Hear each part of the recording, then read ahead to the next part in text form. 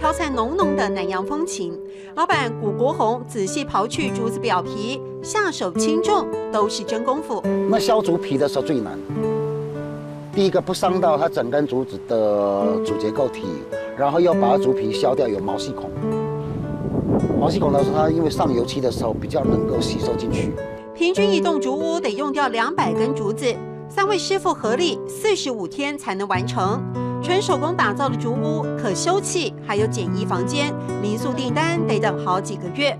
为了兼顾耐用，建材都从国外进口。这是哪里的竹子？菲律宾的赤竹，也是菲律宾，因为它热带国家，它没有水分。台湾的水分，那个竹材的水分太多了，我们的含水量太高。是。小时候住过的竹屋曾立定在山脚。古国宏说起这段渊源，儿时温馨记忆自然浮现。你小时候就住这种房子，是就在附近吗？就地盖片。